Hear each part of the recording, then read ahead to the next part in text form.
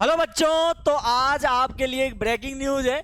जैसे सीबीएसई ने अपने 10th बोर्ड के बच्चों के लिए साल में 2 बार पेपर का आयोजन किया था, तो बच्चों उसी प्रकार आपके राजस्थान बोर्ड यानी आरबीएसई ने भी आपकी सुन ली है। और क्या सुनी है कि भैया आपके भी साल में 2 बार पेपर लिए जाएं, इसके लिए उन्होंने भी काम शुरू कर दिया है बच्चों। तो यहां पर आपके कुछ मन में डाउट होंगे, तो पहले उन डाउट को भी क्लियर करेंगे। तो पहले जानते हैं कि राजस्थान बोर्ड ने क्या कहा है।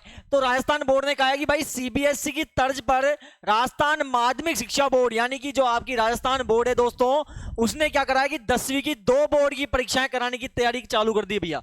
ये भी क्या करेंगे, साल में अब 2 पेपर लगाएंगे भैया। जैसे सीबीएसई ने लगाया कि आप 2 पेपर दीजिए, उसी प्रकार राजस्थान बोर्ड भी करेगी। अच्छा, समझाऊंगा कि फायदा है क्या है। अरे फायदा बहुत ज्यादा है, क्या फायदा है वो भी समझाऊंगा। इस दिशा में बोर्ड एक बार एक्सरसाइज भी कर चुका है। अब शिक्षा विभाग के साथ ही बोर्ड स्तर पर इस बारे में राय ली जाएगी।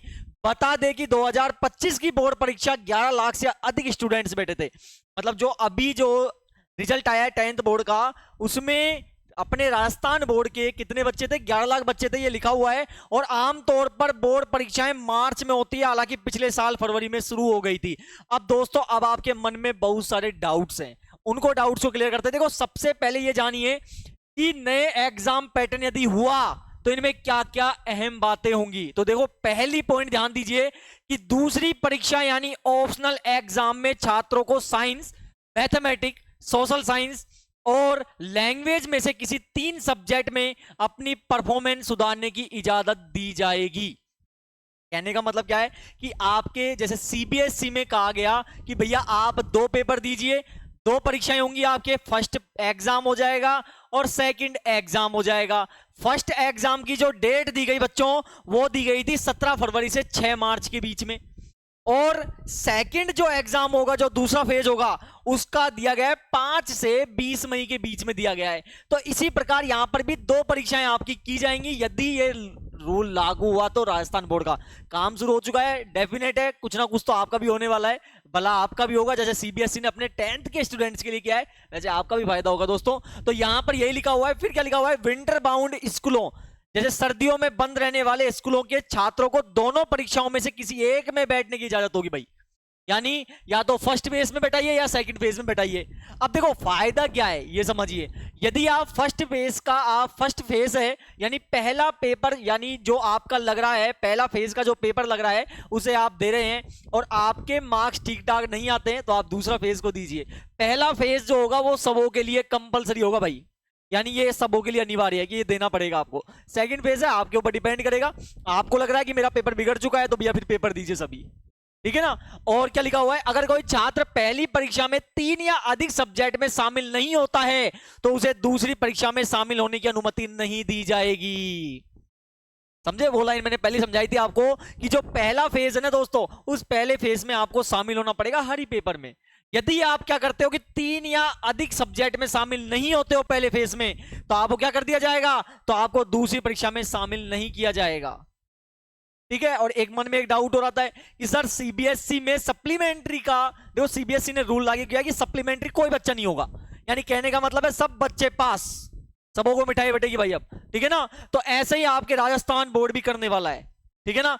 यदि हुआ तो सारे रूल सीबीएसई वाले ही लागू होंगे जो सेंट्रल बोर्ड ने लागू किए हैं अपने 10th क्लास के बच्चों के लिए, वैसे ही आपके आरबीएसई वालों के लिए बच्चों यही लागू होने वाला है। अच्छा, कुछ मन में डाउट होंगे, क्या दोनों बार एग्जाम देना जरूरी है? तो मैंने पहले समझाया कि साल में 1 बार परीक्षा देनी होगी।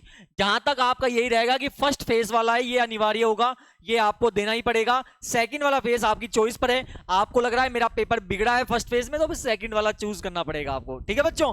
और अगर एग्जाम 2 बार दिए तो रिजल्ट कैसे तय होगा, तो ध्यान दीजिएगा। यहां पर फिर बोर्ड जो होगा ना, वो सेलेक्ट करेगा दोनों कॉपियों में से कौन से बेस्ट मार्क्स आपके आए।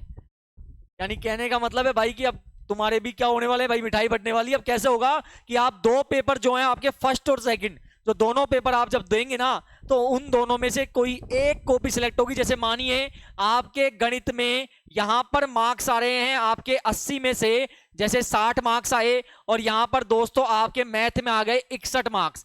तो गवर्नमेंट क्या करेगी, जो आपके चेक कर रहे हैं बोर्ड वाले, वो क्या करेंगे, इन दोनों में से जो कॉपी में अच्छे मार्क्स आए यानी सेकंड फेस वाली कॉपी में अच्छे मार्क्स आए हैं तो दोस्तों इसे उठा ली जाएगी, ठीक है ना। और इसके मार्क्स आपके उसमें जो रिजल्ट आएगा उसमें ऐड किया जाएगा बच्चों। तो इसी प्रकार आपके होगा। और सप्लीमेंट्री का मैंने बताया कि जो सप्लीमेंट्री है वो बिल्कुल कैंसिल कर दिया जाएगा, यानी कोई भी बच्चा सप्लीमेंट्री भी नहीं होगा।